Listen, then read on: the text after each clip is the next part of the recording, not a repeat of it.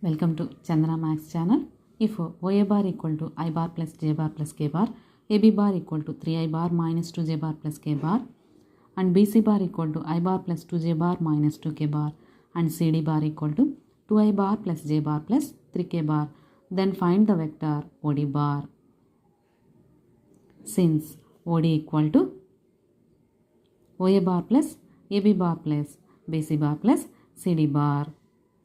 This OD bar is the addition of these vectors. Then we get 7I bar plus 2J bar plus 5K bar. Thank you students. ఈ video కనుక మీకు నచ్చినట్లయితే like చేయండి, మీ ఫ్రెండ్స్కి share చేయండి, subscribe చేసుకోండి. Thank you.